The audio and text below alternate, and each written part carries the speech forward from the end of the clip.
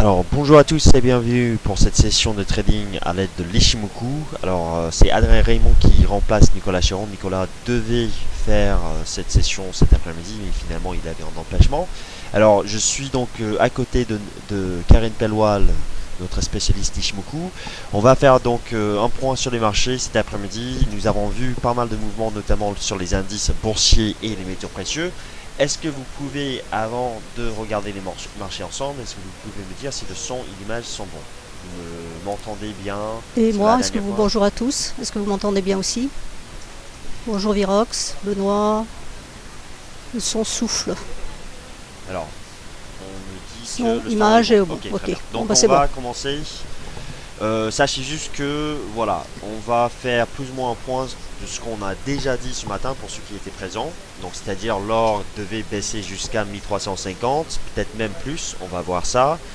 Les indices, ce matin je vous ai dit que le CAC 40 pouvait quand même grimper au-delà des 4300 points. Et là c'est fait. Et on va voir si ces mouvements peuvent continuer aujourd'hui et demain à l'approche de la Fed. Je vous rappelle, le FOMC c'est demain soir. Avant tout ça, eh bien, les informations clés ici, l'avertissement sur les risques liés au trading. Soyez conscient juste que voilà, vous avez un risque à gérer sur les marchés, que vous tradez le Forex ou bien les CFD. Ce sont des produits à effet de levier, donc des produits risqués. Les informations durant les informations durant cette session de trading sont uniquement à titre indicatif et ne sont pas du tout des conseils d'investissement. Donc soyez conscient des risques que vous avez sur le marché. Alors on me dit, juste rapidement, on me dit que le son souffle chez moi, donc pour mon micro, et j'espère que ça va pas continuer. Donc si il y a encore des problèmes avec le son, on va voir, on peut changer quand même le micro. D'accord, donc apparemment le son c'est pas top avec mon micro, donc peut-être on va changer rapidement. Je vais laisser Karen parler de l'or avec justement l'Ishimoku et je vais changer de microphone en attendant. Vas-y. Alors bonjour à tous, donc voilà, je partage la vedette avec Adriane aujourd'hui puisque Nicolas nous a lâchement laissé tomber. Donc pour ce qui est de l'or, vous voyez qu'Adriane regarde bien l'Ishimoku puisqu'il ne l'a pas. Hop. Voilà, alors pour ce qui est de l'or, Adriane avait tweeté ce matin et donc je lui ai répondu en lui disant que l'or actuel pour aujourd'hui est en train de donner une alerte baissière en sens où il cassait la Tenkan, donc ça ne veut pas dire que c'est baissier, ça veut dire simplement que le mouvement qui était haussier pour le moment s'arrête et on aura une alerte, un signal vraiment baissier si on cassait seulement la Kijun. Donc là pour moi on est en train de casser la Tenkan, il faut voir ce soir si on remonte au-dessus ou pas. Si on remonte au-dessus, ça pourrait, comme vous voyez ici par exemple les bougies rouges ont traversé et sont remontées au-dessus, on a repris la tendance haussière, donc ça pourrait relancer la tendance haussière. Par contre si ce soir on clôture en dessous, on pourra s'attendre au moins à une troisième bougie rouge pour aller chercher la Kijun. Et c'est à ce moment-là qu'il faudra voir si on casse ou non la Kijun. Si on la casse, effectivement, on pourra descendre beaucoup plus bas. Et vous voyez qu'après, ce qui est embêtant, c'est qu'on a quand même des nuages qui sont un nuage qui est quand même peu épais. Donc, bon, l'or pourrait vraiment descendre de façon significative. Alors, je vais retracer la trendline. Bon, je l'ai mal prise, c'est pas très grave. Ah, j'ai problème avec les souris qui ne sont pas les miennes.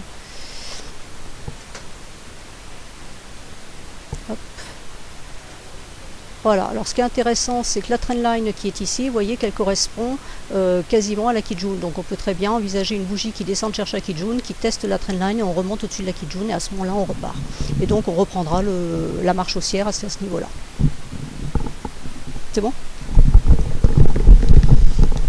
Donc juste pour les informations complémentaires, voilà, je partage le même avis que Karen sur cette trendline, donc cette ligne de tendance ici. En gros, je pense que nous avons atteint un premier support à 1350. Là, c'était un niveau sur lequel on a pu acheter agressivement cet après-midi. Ça fait 2 séances de baisse, de correction sur l'or. Je n'ai pas du tout d'avis baissier, que ce soit sur le court terme ou bien le moyen terme, parce que pour moi, en fait, le retracement en cours, très honnêtement, pour moi, c'est pour mieux acheter. Nous avons toujours un objectif sur l'or à 1420. Je vous rappelle, en fait, il s'agit du retracement, donc moyen et long terme ici, retracement à 38,2% de toute la baisse entre les plus hauts de 2012 et les plus bas de 2013.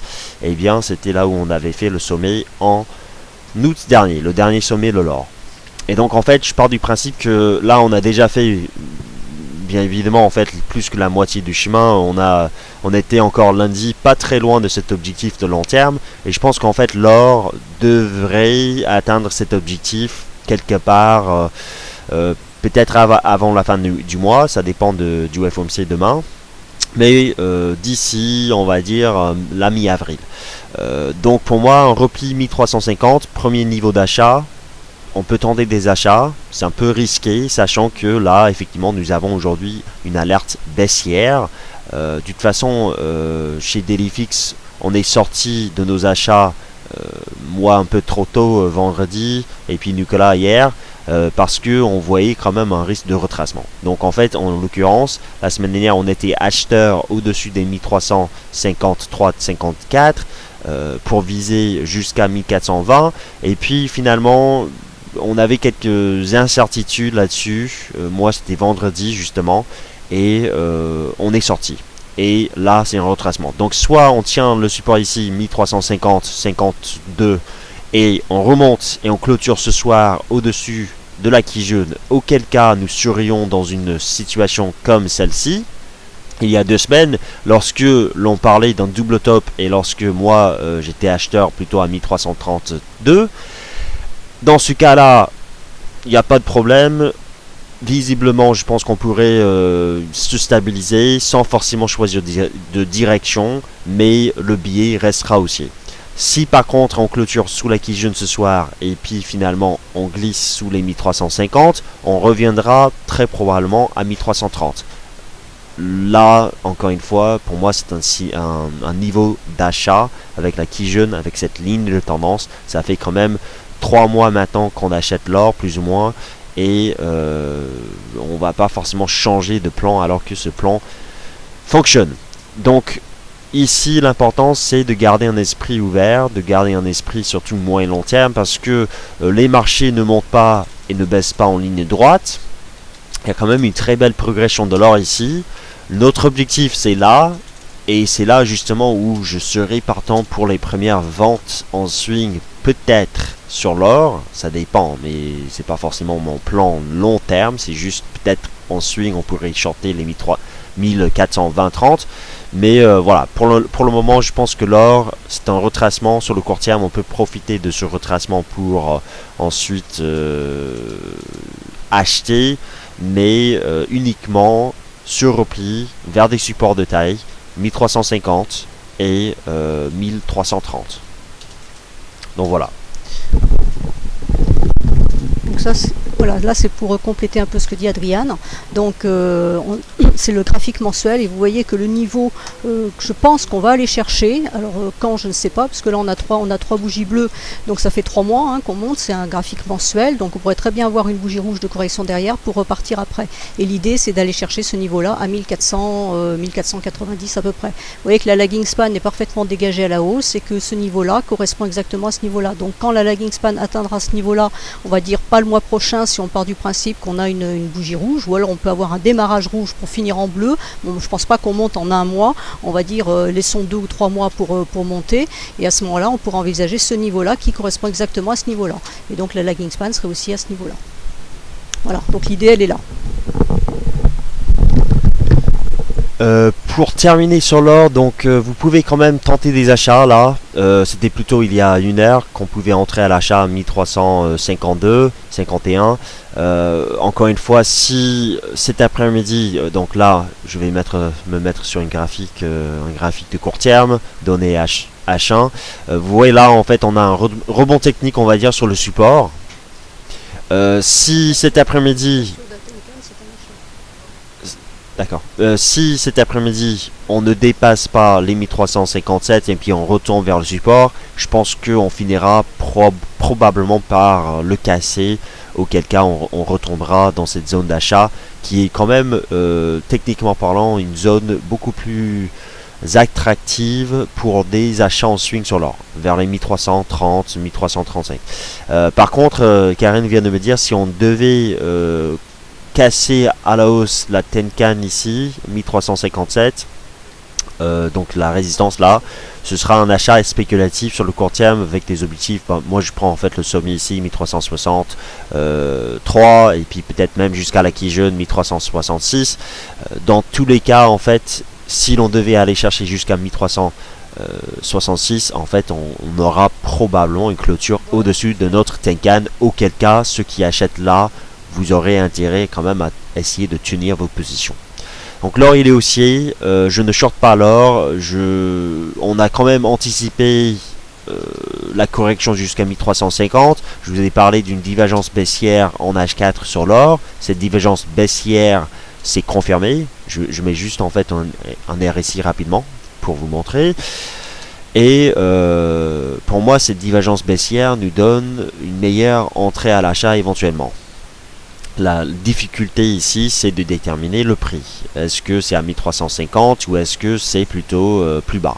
Alors, ce qui est intéressant en H4 d'ailleurs, c'est que là, on a toujours le nuage ici qui est juste en dessous des 1350. Donc, ça fait quand même quelques semaines qu'on est au-dessus du nuage et les derniers tests nous ont donné une reprise de la hausse chaque fois, comme Karen me dit. Donc, voilà. Je pense que nous sommes dans une zone où on peut tenter des premiers achats. La raison pour laquelle aussi, je pense que l'or, on peut aussi s'intéresser à l'argent. Parce que l'argent, en fait, il revient dans une zone. Alors, il y a quand même, c'est beaucoup moins haussier, mais je vais juste enlever l'Ishimoku et puis on va regarder sans indicateur. Juste niveau de résistance et support technique, nous avons un niveau dont on parle depuis des mois à 20,50. Donc déjà, là, un pivot de moyen long terme ici, 20,50, 20,60. D'accord? Donc là, en fait, on est de retour là-dessus. La dernière fois, on était dessus, on a rebondi. Donc on vient de toucher le support. L'or 1350, encore une fois, support. Je considère que les métaux précieux sont sur des supports. Or, je remets l'Ishimoku et puis je vais laisser Karen parler de ça. Vous avez en fait une dégradation de la tendance du court terme avec notamment la baisse sous la Kijun ici. Donc je vais passer le micro à Karen, elle pourrait commenter là. Alors effectivement, là sur l'argent, la situation n'est pas du tout la même que sur l'or. Elle est un peu critique, c'est-à-dire qu'elle est difficile à appréhender. Pour la bonne raison, c'est qu'effectivement aujourd'hui, on a cassé à la fois la Tenkan et la Kijun. Donc là, on donne vraiment un signal franchement baissier. En plus, en dessous, vous voyez que le nuage est très faible, donc il n'y a plus du tout de support. Par contre, la chose qui peut freiner la progression vers le bas, c'est le nuage ici, la SSB qui est ici et qui pour le moment freine la lagging span. Alors le double support identifié par Adrian, là, vous voyez que ça correspond à la Kijun qui est ici. Donc c'est un plat de Kijun, donc c'est assez fort. Et là, vous avez un deuxième support qui sera ici. Donc là, on est dans une zone, je dirais, un peu délicate, où tout peut se produire. Clairement, si ces niveaux lâchent, c'est une baisse. Comme en plus, dessous, il n'y aura plus rien, ça sera franchement une baisse. Par contre, si ça tient, on pourra effectivement envisager de reprendre position pour reprendre la hausse. Alors, pour être plus prudent, j'attendrai clairement qu'on recasse ce double niveau. Pourquoi? Parce que quand les deux courbes sont écartées l'une de l'autre, comme ici, on peut jouer une première cassure ici en envisageant d'aller chercher la deuxième droite, mais quand elles sont toutes les deux au même niveau, c'est un fort support, une forte résistance. Donc là, pour être sûr, je n'achèterai pas avant d'avoir recassé dans l'autre sens ce niveau-là. Mais bon, là, pour le moment, c'est très incertain. Donc voilà, vous voyez, les métaux précieux sont sur des supports, mais il faut être convaincu quand même. C'est-à-dire que l'or, il est donc si l'or et l'argent avaient progressé en même temps, eh bien l'argent serait plutôt ici aujourd'hui à 24, alors il reste à 20, 50, 60. Je pense qu'en fait c'est expliqué par ce qui se passe actuellement en Chine, avec le risque de crédit qui pèse sur des métaux industriels, l'acier, le cuivre. Et donc en fait, je pense que ça explique la sous-performance de l'argent. sur le moyen terme, si l'on devait quand même tenir les 20, 50, 60, rebondir dessus avec un or qui reste au-dessus des 1350, on pourrait quand même remonter vers les 22, à proximité des 22, auquel cas, moi je pense que s'il s'agit juste d'une phase de consolidation, de congestion même, comme celle-ci par exemple, on finira par repartir la hausse, aller chercher les 25. Mais voilà, l'argent sous-performe et ceux qui achètent ici, vous avez des stops assez serrés quand même, sans trop le levier, parce qu'on peut casser le niveau, on peut retomber, auquel cas l'or il ira chercher les 1350 et l'argent en fait retombera vers les 19, ce qui sera quand même une mauvaise chose pour ce métal. Voilà, les métaux précieux sur support à l'instant, ça veut dire que ces derniers mois, chez Dailyfix, on a plus ou moins joué une stratégie de vente d'indices, achat de métaux précieux. Vous vous rappelez chaque fois qu'on vous a dit si vous vendez des indices boursiers, eh bien achetez en même temps un métal précieux. Donc on peut regarder en fait les indices boursiers qui aujourd'hui progressent depuis lundi. Lundi, je vais prendre par exemple le graphique du Dow Jones US 30 ici, en données journalières. Et on regarde, en regardant le price action, l'évolution du marché, on voit que donc lundi matin, on avait une baisse matinale ici durant la session asiatique. Point bas sur un support clé là, c'était les plus bas donc du 20 février. Rebond, avalement haussier hier et on continue. On a cassé la résistance ce matin à 16 270 points. Je vous ai parlé de ce niveau là. Et là on grimpe. Je pense que le Dow Jones risque, pour ceux qui shortent encore, c'est un risque de revenir vers ses plus hauts historiques. C'est pas du tout difficile d'aller chercher cette zone encore une fois, vers les 16 500 points, 16 560 points. Donc, sachant que ces dernières semaines, ces derniers mois, on a joué une stratégie vente d'indices achat de métaux. Là, cela vous montre à quel point là aujourd'hui nous avons un changement de billet sur le marché. Les indices montent, les métaux corrigent et si cela continue, on aura probablement des cassures de résistance sur les indices boursiers et de cassures de support sur les métaux. Donc c'est peut-être quand même la fin de cette stratégie de vente d'indices achat de métaux précieux.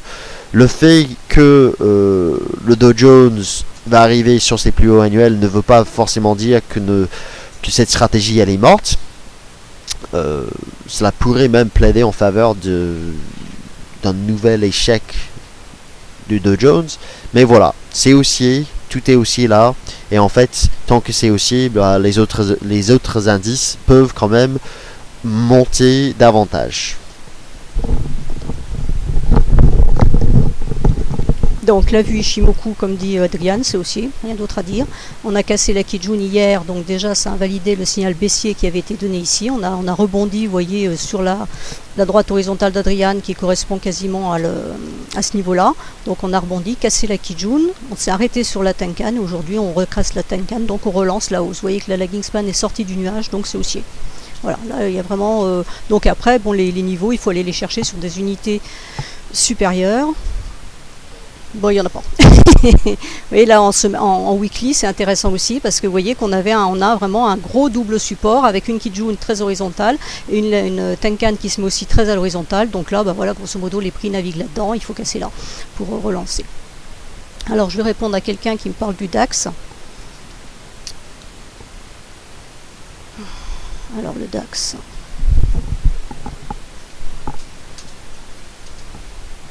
Hop. Voilà, alors ce qui se passe sur le DAX, c'est que effectivement il a fortement chuté, parce qu'il a quand même bien chuté par rapport à d'autres indices, et vous voyez qu'aujourd'hui il est en train d'invalider cette baisse en donnant une alerte haussière du coup, puisque on est en train de casser la Tenkan. Donc l'idée c'est on va chercher la Kijun. Alors personnellement je ne ferai rien sur le DAX tant qu'on ne sait pas ce qui se passe à ce niveau là, c'est à dire que shorter là pour le moment c'est trop tôt, puisqu'on est en train de donner un signal contraire, donc ça n'a aucun intérêt. Attendre ici c'est plus prudent, et après il va va falloir voir ce qui se passe ici. Vous voyez que derrière, on n'a plus rien. C'est très très fin, donc il peut partir tout droit et exploser. Le seul petit bémol, là pour le moment, c'est celle-là qui est coincée par nuage et les prix et qui aura une forte kijun à ce niveau-là.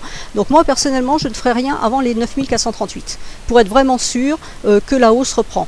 Maintenant, si on voit que là, à ce niveau-là, ça résiste, alors là, à ce moment-là, effectivement, on pourra vendre. Mais pour ce qui est de l'achat, puisqu'on me demande s'il faut tenir compte de cette correction, si on peut acheter, je dis attention, parce que là, il y a deux niveaux forts qui sont là. Vous voyez que ce matin, il a monté comme un imbécile. Et là, bon, voilà, il y a ce niveau-là dont il faut tenir compte. T'en penses quoi, toi, du DAX? Eh bien, je suis un peu frustré par le DAX parce que vendredi encore, j'étais à l'achat du GA30 et il est parti sans moi, malheureusement. Pourquoi est-ce que la semaine dernière, alors que tout le monde parlait d'une chute des marchés, pourquoi est-ce que j'avais plutôt envie d'acheter le DAX? C'est tout simplement parce que la tendance, elle est haussière, hein, et il y avait une ligne de tendance haussière tracée et on a fait le point bas vendredi matin à l'ouverture là-dessus. Donc en fait, vous voyez cette zone de soutien que j'avais tracée. En fait, ce graphique-là, ça date quand même minimum 6 mois déjà. Et en fait, j'avais cette zone ici déjà. C'était une ancienne résistance devenue support ici à 8940 90 points. Et bah là, en fait, on fait un point bas. Donc tout à l'heure, en fait, j'ai parlé d'une résistance à 9250 points. Cette résistance cède à l'heure actuelle, ce qui suggère que le DAX devrait continuer de grimper. Il peut revenir à la MM200, excusez-moi, MM100. Donc, non, c'est MM20 jours. Voilà, excusez-moi, je me confonds dans les moyennes mobiles. Moyenne mobile 20 jours à 9436 points. Très clairement, là, les stops des vendeurs sautent. Ceux qui avaient vendu notamment, et je vous ai dit que je ne vendrai absolument pas le pullback à 9130 points, il y avait une épaule, tête-épaule qui était parfaite, qui était très jolie, mais qui était trop parfaite et trop jolie. Et justement, en fait, je vous ai dit ce matin d'ailleurs que l'analyse technique, c'est sympa, c'est pas mal, c'est nécessaire, mais ce n'est pas suffisant. Ça, c'est mon avis. Après, pour défendre cela au salon de l'analyse technique, ça va être un peu difficile.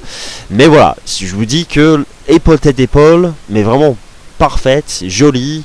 Et là, qu'est-ce qu'on fait avec? Bah rien. J'efface la ligne de coup. Et là, en fait, les 9250 points, c'était le premier niveau sur lequel on pouvait tenter une vente. Et là, en fait, ça cède. Donc, pour moi, c'est terminé pour les ventes. Les acheteurs ont la main et on va tenter de grimper un peu plus. Il y a une prochaine résistance si on regarde rapidement un graphique de court terme. H4, il y a quand même des zones de résistance avant d'aller chercher la MM20 plus haut. Par exemple, cette zone ici va les 9340 50 points. Je pense que 9350 points, ça pourrait être déjà, si on y va cet après-midi, une résistance pour le reste de la journée.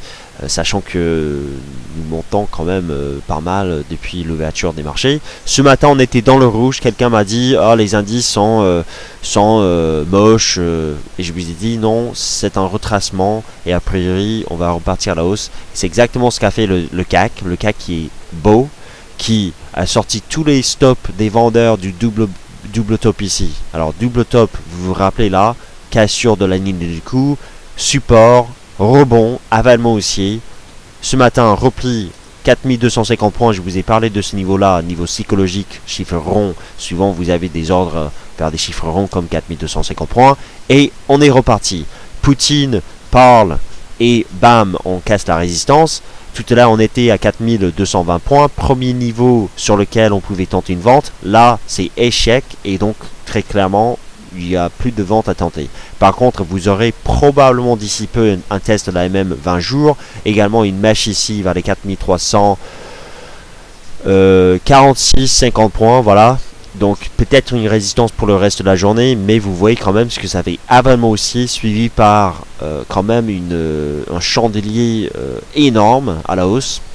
Je pense qu'en fait le risque est plutôt d'aller chercher de nouveau les 4400 points, voire même 4420. Voilà.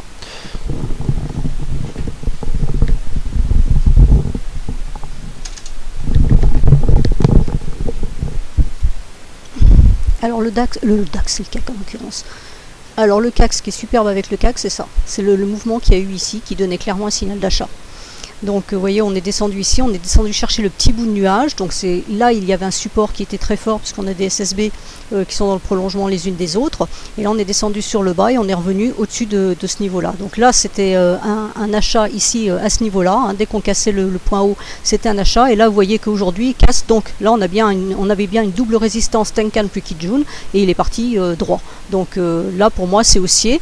Alors bon, moi, je fonctionne beaucoup avec la théorie des 3 bougies, comme tout le monde le sait, parce que c'est japonais et qu'ils incluent ça dans leur système d'analyse.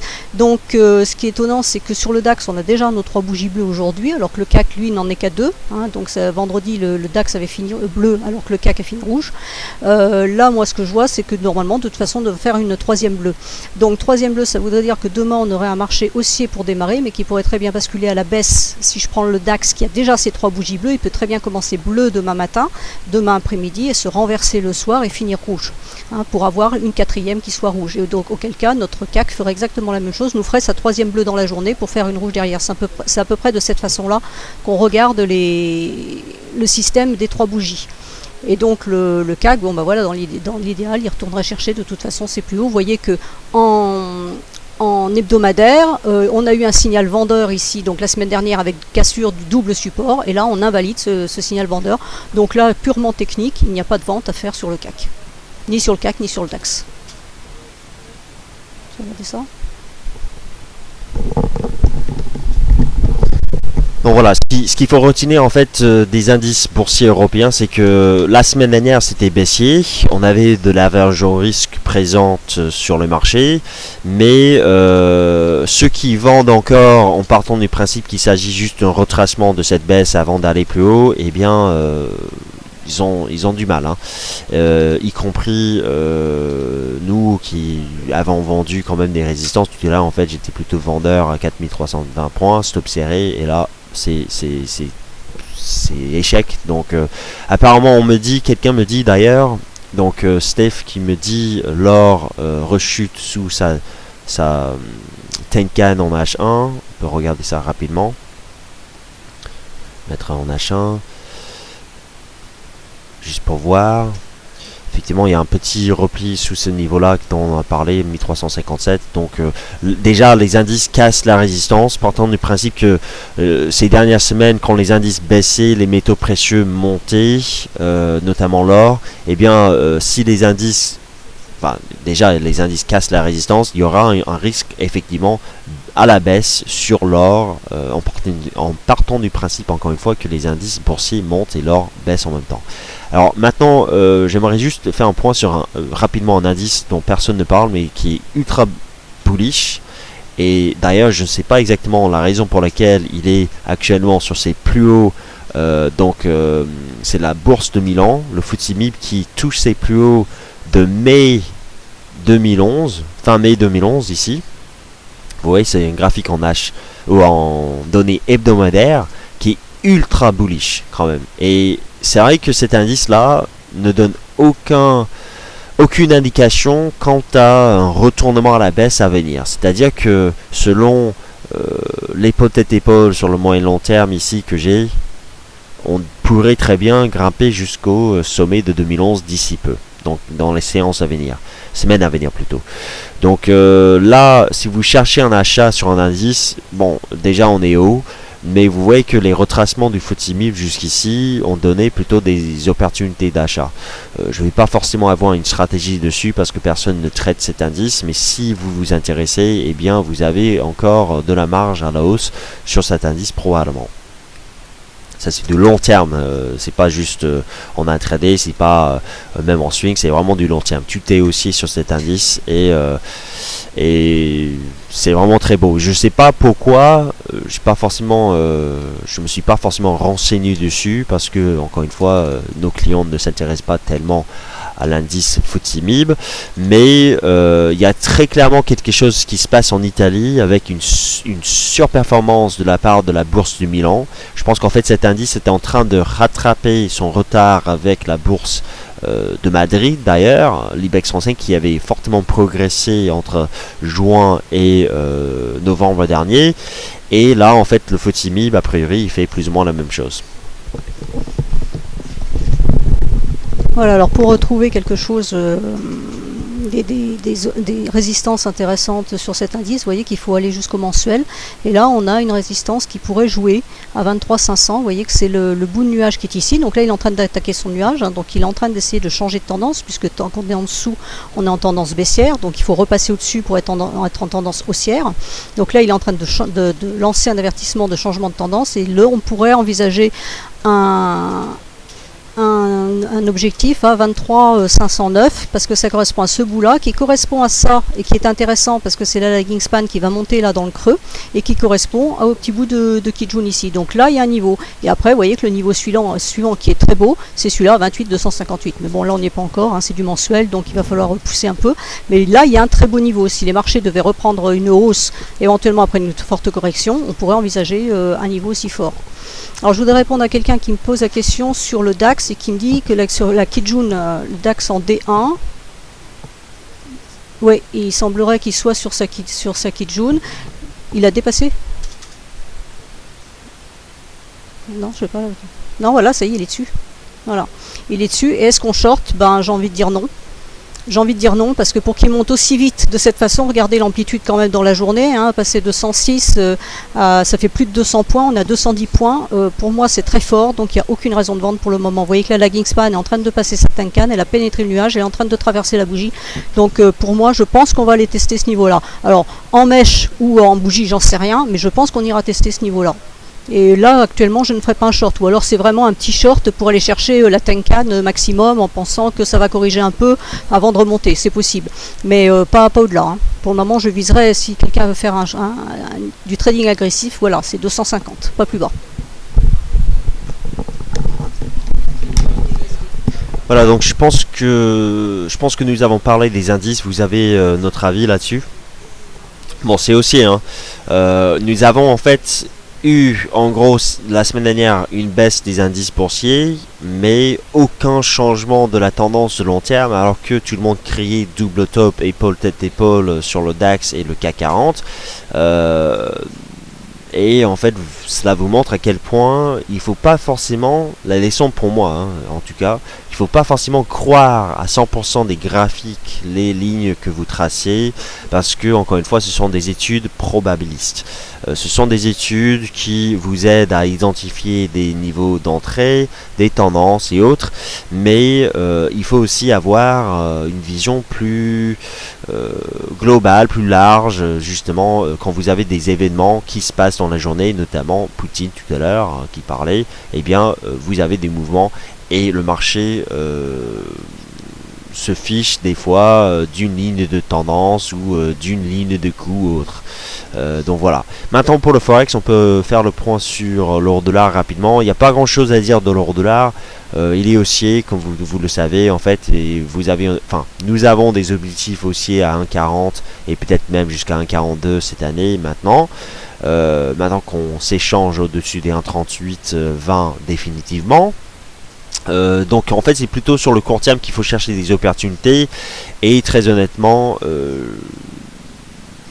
il n'y a pas grand chose à faire. Enfin, c'est neutre, c'est complètement neutre en fait. Moi je pense qu'il faut profiter des retracements pour acheter. Ce qui pourrait se passer, c'est que l'euro-dollar en fait il casse à la baisse ses plus bas donc de ce matin à 38,90. Il revient vers les 1,38,60, voire même peut-être même jusqu'à 1,38,50. Vous avez une ligne de tendance haussière sur le court terme ici, une ligne de tendance là. Ça vous donne quand même une zone d'achat pour ceux qui achètent encore, comme Nicolas. Et tant que l'on reste au-dessus des 1,38, 20, 30, cette semaine, tout va bien. Le risque ici, c'est que demain, nous avons la Fed, le FOMC. Vince Hagan va faire donc une session de trading demain soir, je vous rappelle, à 18h45 pour trader, pour suivre les marchés lors de cette réunion du FOMC en mars. il y a toujours un risque, encore une fois, alors que là, à l'instant, on a envie de dire que moi, j'achèterais bien ici parce que on peut rebondir et puis aller chercher les 1,40. C'est vrai, mais il faut pas non plus oublier, en fait le risque de volatilité sur le marché. Si demain soir plutôt, excuse-moi, demain soir, vous avez une annonce qui n'est pas pricée sur le marché. Le risque pour moi, en fait, avec la Fed, c'est plutôt à la baisse sur le dollar US, à vrai dire. Je pense qu'en fait, la Fed risque plutôt d'annoncer quelque chose qui serait baissier pour le dollar US. Notamment, j'ai vu quelques rumeurs sur le marché selon lesquelles la Fed pourrait en fait ne plus lier le taux de chômage au relèvement des taux, ce qui vous donnera probablement des spéculations vis-à-vis d'un maintien des taux bas pour une période beaucoup plus longue qu'anticipée. La première hausse des taux de la Fed, elle est plutôt anticipée pour quelque part en 2015, on ne sait pas quand. Déjà 2015 c'est loin. Encore, c'est pas pour cette année, ça c'est sûr et certain. Et la Fed quand même risque de prolonger cette période. Si la conjoncture américaine se dégrade après les mois de janvier et février qui étaient quand même pas top.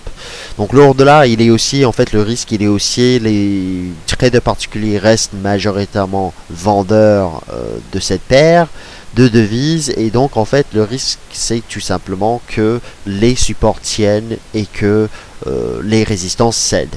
Et donc, en fait, comme Nicolas vous dit, il vaut mieux vous focalisez sur les supports plutôt que des résistances. 1,3950 c'est la résistance pour l'instant sur l'euro-dollar, mais ce n'est pas du tout une résistance de long terme. Les vraies résistances en fait sont plutôt, si je viens rapidement plus loin, donc déjà 1,40 c'est une résistance, enfin c'est un niveau, un objectif tout simplement. Pourquoi c'est un objectif? C'est que c'est un seuil psychologique, donc pourquoi pas viser les 1,40. Pour moi en fait la prochaine résistance majeure sur l'euro-dollar, c'est plutôt vers les 1,40. Des 1,40, ça fait 1,42. Alors je vais effacer toutes ces lignes pour vous montrer ce qu'on peut faire en fait tout simplement pour déterminer si l'euro-dollar va continuer plus haut ou non. C'est qu'on va mettre un graphique en ligne. Parce qu'il y a beaucoup de mèches sur l'euro-dollar, donc des fois c'est difficile de déterminer des zones de prix. Et c'est comme ça en fait que je détermine qu'il y a probablement une zone, c'est un objectif pour moi vers les 1,42 tant que les 1,38 sont intacts. Et en fait sur le long terme, moyen terme, on n'est pas très loin de cette zone ici. On a fait déjà la plupart du mouvement depuis donc les plus bas de février. Et on peut très bien aller chercher cette zone ici. Encore une fois, la raison pour laquelle on parle de la hausse plutôt que la baisse, c'est que la baisse en fait n'a pas fonctionné au premier trimestre. On avait plutôt une stratégie de vente sur l'euro-dollar sur les 1,39 en partant du principe que l'euro-dollar pouvait suivre l'euro GBP à la baisse avec cette ligne de tendance baissière de long terme, et finalement c'était l'euro GBP qui continuait de baisser, qui a touché un point bas sur notre objectif de moyen long terme. Donc au moins cette stratégie a réussi, a été réussie, et maintenant l'euro-dollar en fait a cassé sa résistance, et cela laisse penser que la hausse de l'euro n'est pas du tout terminée. Oui, vous aurez des officiels en Europe, la BCE, le gouvernement français, les autres gouvernements européens qui vont dire l'euro il est trop fort, et oui, l'euro va continuer de monter même avec un euro fort. La dernière fois qu'on avait une baisse de l'euro alors que les officiels européens parlaient d'un euro fort, c'était plutôt vers les 1,37, et nous sommes aujourd'hui ici. Donc ça fait quand même deux figures au-dessus des plus hauts de janvier 2013 lorsque Montebourg parlait d'un euro fort, et je pense qu'en fait on va vraiment faire pleurer le gouvernement français dans les prochains mois parce qu'on aura probablement un euro-dollar au-dessus des 1,40, ce qui sera probablement mauvais pour certains secteurs. Donc voilà, l'euro-dollar pour moi 1,40, 1,42, tant que les supports tiennent, il vaut mieux acheter. S'il y a un avertissement, une alerte baissière, que ce soit demain ou que ce soit dans une semaine, on vous tiendra au courant. Mais sinon, en fait, je ne vois aucune raison de shorter l'euro-dollar maintenant que la résistance a cédé. Quelqu'un qui me dit de le regarder en mensuel.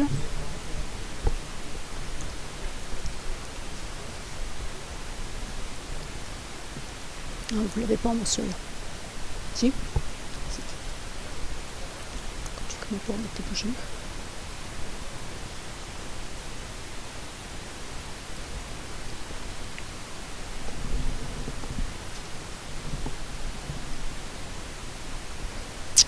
Alors, pour répondre à la question, quelqu'un qui me demande, visiteur qui me demande ce que je pense de l'euro-dollar en mensuel, bah voilà ce que j'en pense. C'est qu'il a atteint, une forte résistance ici avec la SSB.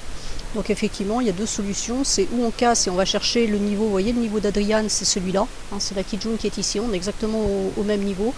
Donc le troisième bougie bleue, on peut effectivement monter chercher ce niveau-là, ou alors on peut, pour redescendre, rechercher un point plus bas ici, sur ce niveau-là, voir ce niveau-là par exemple. Hein, la lagging est montée, elle est en train de redescendre, donc elle peut revenir chercher le niveau des 1,3830. Et sinon, on peut monter directement ici. Donc bon, l'euro-dollar, ça m'inspire pas plus que ça. Alors en semaine, seul truc que je vois pour le moment, mais bon, il y aura le FOMC demain, donc ça sera sûrement tout changé demain, voire après-demain. Pour le moment, on est en train de faire une petite toupie rouge ici, donc ça pourrait annoncer éventuellement une correction. Mais pour le moment, je ne verrai qu'une correction. Hein, c'est pas une baisse, il faut bien que le marché respire. Il a respiré ici, il a respiré ici. Donc on peut très bien avoir aussi une correction là, qui nous fasse redescendre sur 1,3745, voire 1,3723, voire éventuellement jusqu'à la Kijun à 1,3630. Mais bon, honnêtement, j'y crois pas trop, parce que pour moi, il est haussier et je pense qu'il devrait retourner, qu'il devrait remonter, retester ce haut de nuage et éventuellement aller chercher le niveau beaucoup plus haut. Alors ensuite, la UD-USD. Il est où la UD-USD? Chez toi. Ah, il est là. Alors la UD-USD, j'avoue qu'il est un peu difficile en ce moment. Oui, non, il monte, ça pour monter, il monte, mais voilà, c'est où il fait rien, où il décolle comme une flèche, et du coup on a un peu du mal à le prendre. Donc en Ichimoku, on est haussier, il n'y a rien à dire. On est haussier, donc voilà, moi sur mon graphique j'ai exactement la même trendline, on est sur cette trendline, donc est-ce que ça casse ou est-ce que ça ne casse pas? Vous voyez que la lagging span a encore beaucoup de chemin à faire pour sortir, et ben donc voilà, je n'en pense pas plus que ça. Moi personnellement j'ai acheté en swing sur la cassure de la Kijun, et j'attends, pour le moment je ne suis pas sorti, j'attends de voir ce qui va se passer sur la trendline. Mais j'avoue que bon, c'est haussier, comme le NZD c'est haussier, tout ce qui est, donc toutes les paires en AUD, toutes les paires en NZD sont haussières, fortement haussières, mais attention, les corrections peuvent venir aussi de façon très brutale. Vous voyez que là aussi on avait une épaule tête-épaule inversée, hein, une épaule, une tête et ici une épaule. On est, on va dire, on a commencé à dépasser un peu la ligne de coup, si on la met à peu près ici. Voilà, plus basse. Elle est là, la ligne de coup.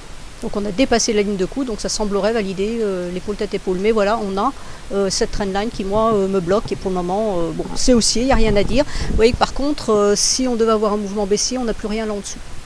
Voilà. Mais je vois plutôt une hausse.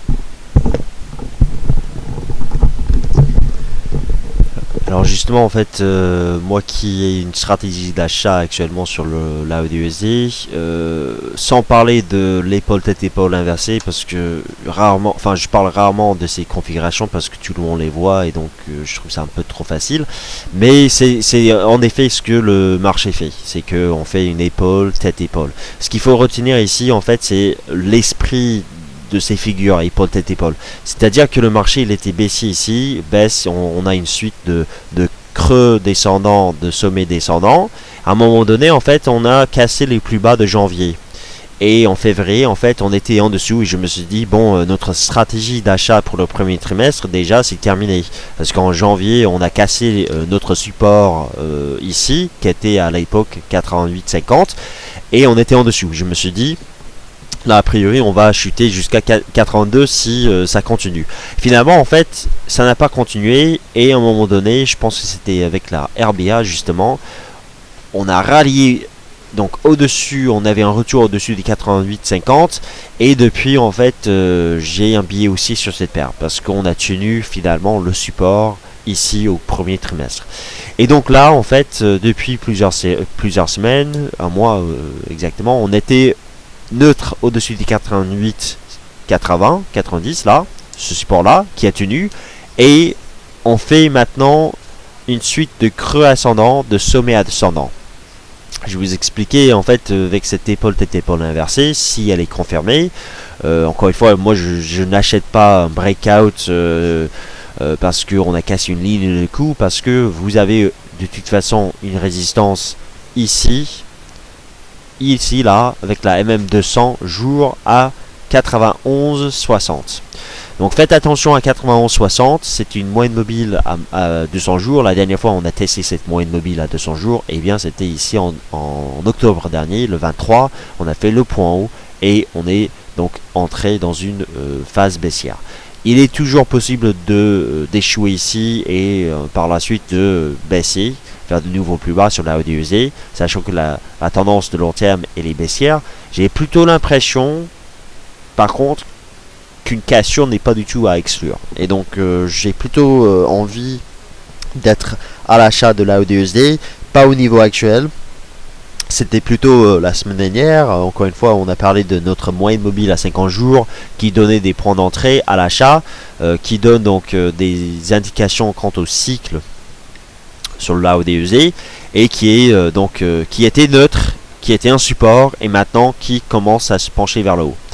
Donc si nous voyons une clôture journalière au-dessus des 91,60, ce sera un très bon signe, auquel cas on ira probablement chercher les 92,90 et là en fait on pourrait avoir un mouvement haussier en cours.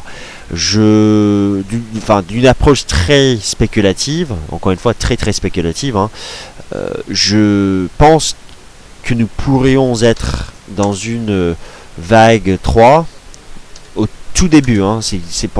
Ça c'est la raison pour laquelle je dis c'est très spéculatif de dire voilà, première vague en partant du principe qu'on avait fait un excès du marché ici avec une vague impulsive, deuxième vague c'est juste un mouvement plat avant peut-être en fait une troisième vague qui sera j'espère impulsive, qui vous donnera en fait des cassures de résistance 91,60 pour aller chercher 92,90 et par la suite peut-être même une cassure des 92,90 pour aller plus haut. Donc ça veut dire que sur l'AUDUSD j'ai plutôt l'impression que qu'il faut être long et ce n'est pas fini, et même avec une baisse, alors ça dépend de la vitesse à laquelle on baisse déjà, si on a une réaction baissière sous les 91,60 ce soir ou demain, il faudra faire attention. Donc si il y a un échec, eh bien je pense qu'on n'achètera pas forcément les replis. Mais si ça cale sans forcément avoir de pression baissière derrière, si ça tient et puis finalement si ça casse, eh bien ce sera pas mal d'être à l'achat déjà. Bon, pour donc la ODUSD en fait c'est trop tard d'acheter. Là on est plutôt sur résistance. À la limite, pour ceux qui ont acheté ces dernières séances, eh bien vous pouvez quand même alléger ici, remonter vos stops, parce que vous aurez probablement des risques, enfin des pressions sur le court terme ici. Donc voilà, la ODUSD il peut aller plus haut. C'est plutôt le NZD-USD, j'ai l'impression que bon, déjà c'est un breakout, on va dire, mais comment dire, j'ai pas du tout envie de vous donner des objectifs de long terme qui sont vraiment très hauts, parce que en fait je pense que cette paire de devises elle est surachetée, elle est un peu surachetée. Certains encore une fois parlent d'un triangle de long terme, dans la sortie vous donne des objectifs très loin. Je pense que j'ai pas forcément envie de faire ça. Je vais juste en fait effacer tout ce que j'avais sur les graphiques, partant de rien, pour vous dire que nous sommes donc sur le long terme haussier, sur le moyen terme haussier, mais en fait on peut aussi parler d'une zone encore une fois dans laquelle le NZD-USD a du mal historiquement parlant. Ça veut dire que oui, il peut grimper davantage, il peut monter, il casse sa résistance à 86, donc il peut grimper davantage, mais il faudra faire attention, parce que cette paire de devises aime bien, et ça c'est clé, hein, pour comprendre justement le raisonnement du marché ici, cette paire de devises en fait aime bien rallier, on est très haussier là, et puis tout d'un coup on fait un point haut brusquement, et on se retourne à la baisse. Donc c'était la même chose en 2013, on montait vraiment pas mal en 2013. Je fais un petit zoom ici. En mai 2013, enfin mars, avril 2013, on montait pas mal et puis tout d'un coup on a fait un point haut et on est parti à la baisse. Donc faites attention sur le NZD-USD parce que encore une fois cette zone large, on parle vraiment du long terme ici, pourrait voir le NZD suppression plus tard. Je mets juste rapidement, et c'est un graphique que j'ai mis sur mon Twitter tout à l'heure, le RSI. Ce qui est intéressant en fait, c'est l'efficacité du RSI pour vous donner des indications quant à la baisse, donc des fins de tendance haussière. Vous remarquez en fait le RSI, il a une résistance ici, plus ou moins. Bon, comme pour le cours, c'est une zone, hein. Et donc là, il est un peu long mon ordinateur là. Voilà, donc là en fait le NZD-USD, vous remarquez que chaque fois que le RSI grimpe à proximité, on va dire des 75, 78, vous avez, enfin, dans le temps, un pic sur le marché et un retournement à la baisse. Ici, en 2010, c'était donc en novembre 2010. Ici, alors, il y avait un petit... il fallait du temps quand même avant de faire le sommet là. D'ailleurs, il y avait une divergence spéciale du RSI là. C'était donc en avril 2011. Ensuite, le point haut, donc les plus hauts historiques, en l'occurrence en août 2011. Avec le RSI encore une fois sur résistance. Ensuite en 2012, entre janvier et mars 2012, on a fait un point haut sur le NZD-USD. Ensuite mai 2013, enfin plutôt avril 2013, excuse-moi, avril 2013 ici. Et les dernières fois en fait on n'a pas forcément vu les RSI entrer en zone de résistance, mais on a eu aussi des corrections de court terme, moyen terme en septembre 2013 et octobre 2013. Donc en partant du principe que le RSI est en zone de surachat, le NZD-USD en fait il grimpe. Nous avons le PIB néo-zélandais demain soir après la Fed, donc attention, 22h45 demain soir, le PIB néo-zélandais.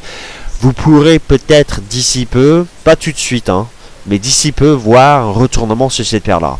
Encore une fois, le SSI, et ce sera à suivre justement aujourd'hui et dans les prochaines séances. Le SSI, en fait, il est passé, donc jeudi dernier, il était 9% 9% acheteur du NZD-USD. Vendredi, il était 11% acheteur du NZD-USD. Et hier, il était 25% acheteur du NZD-USD. Ça veut dire qu'il y a de plus en plus d'acheteurs, enfin, il y a de moins en moins de vendeurs déjà.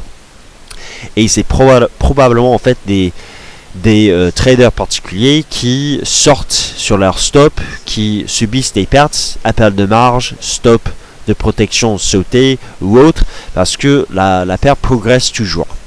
Mais encore une fois, dans le raisonnement de notre stratégie de vente du NZD-USD, eh bien, il faut justement monter un peu plus pour faire sortir les traders particuliers et puis ensuite avoir un retournement sur le court terme ou sur le moyen terme. Je ne sais pas si ce sera comme en octobre dernier où on a perdu 200-300 pips en quelques séances, ou bien si ce serait plutôt en avril 2013. Ce qui est sûr, c'est que là, les plus hauts de 2013 ici, les 86, 40, 50, c'est un niveau, une zone à surveiller.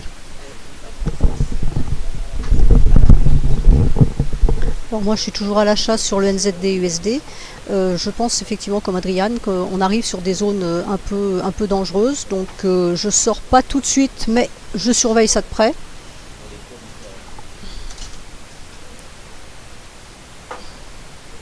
Voilà, Voilà, vous voyez qu'en Ishimoku, il n'y a pas grand chose à dire, à part dire que c'est haussier. Hein, donc, par contre, je valide tout à fait cette zone-là. Alors, je crois que c'est en weekly qu'on a une information, je ne sais plus où. Non, vous voyez, en weekly, c'est pareil, tout est parfaitement haussier. La lagging span est en train de monter, c'est pareil. Donc, c'est vraiment très haussier et ça devient trop haussier à mon goût. Et donc, je serai assez prudente. En fait, j'attends cette zone-là, j'attends le dernier top ici. Mon ordre de sortie, pour le moment, est sur le dernier top ici. Et je sortirai parce qu'après, ça devient effectivement dangereux. Alors, c'est vrai que les deux courbes-là sont toujours bien orientées, mais j'ai plus trop confiance. Voilà, là aussi elle monte, hein. Donc techniquement parlant, je ne peux pas dire qu'on soit baissier, hein. Techniquement parlant, on est bien effectivement en train de monter. Vous voyez que cette droite est très verticale, celle-là elle a encore une pente, elle n'est pas à l'horizontale, donc elle ne dit pas que le mouvement est terminé, puisqu'en principe la Kijun se met à l'horizontale quand le mouvement est terminé et elle matérialise ainsi les 50% de retracement. Donc là vous voyez, si je prends le mouvement ici, elle est au-delà des 50%, les 50% se situent à peu près ici. Donc comme elle est au-delà, ça veut dire que les prix ont encore de la hausse à faire, et donc l'idéal en fait c'est de calculer par rapport au niveau actuel, voir où on se situe dans la progression de cette droite là, donc en calculant sur les 26 dernières périodes le point haut et le point bas divisé par 2, donc voir où se situent, quelles sont les bougies qui sont prises en compte là actuellement ici, et pour pouvoir évaluer si elle va se mettre à l'horizontale ou pas. Et à ce moment-là, ça donnera la marge de hausse qui nous reste à faire au-dessus. Donc c'est un petit calcul à faire, mais ça vaut le coup quand on arrive justement sur des zones très sensibles comme ça, savoir s'il y a encore 50 points, 100 points ou 200 points à prendre avant que le marché se retourne. Parce que là, effectivement, on arrive quand même sur des sommets et ça va se retourner.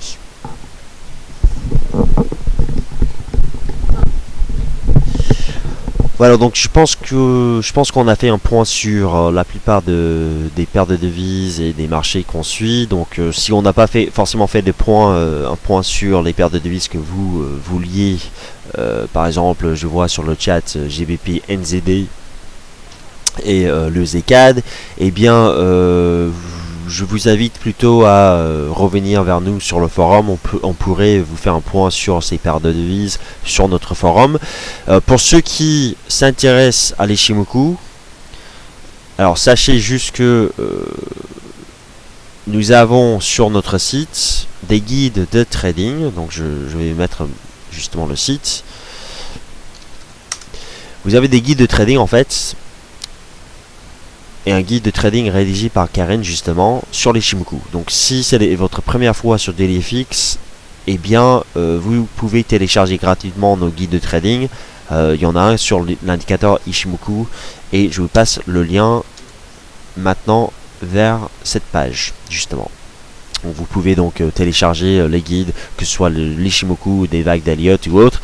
On travaille sur de nouveaux guides d'ailleurs, notamment sur l'or. Ça va venir, je ne sais pas exactement quand, on travaille là-dessus. Dans tous les cas, si vous avez des questions ou bien des analyses à proposer, venez plutôt sur le forum et puis on pourrait faire le point là-dessus ensemble. Merci de votre présence. Et puis, on se donne rendez-vous demain matin à 9h15 pour l'émission Good Morning CAC 40. Rappelez-vous que demain soir, nous aurons un suivi de marché. Donc, le FOMC qui sera donc à 18h45. Et vous aurez avant cela un webinaire fait par moi-même sur la préparation des graphiques pour trader le FOMC. Donc, je vais vous montrer comment un analyste ou un trader prépare ses graphiques avant une annonce comme le FOMC. Donc en l'occurrence, je vais préparer les graphiques demain soir devant vous et je vais ensuite enregistrer ma disposition et vous pourrez trader le marché avec cette disposition et ce sera la même disposition que Vince Hagan utilisera durant sa session de trading pour le FOMC. Donc voilà, je vous souhaite un très bon après-midi. Bon trade et puis à demain matin 9h15 pour le Good Morning CAC 40.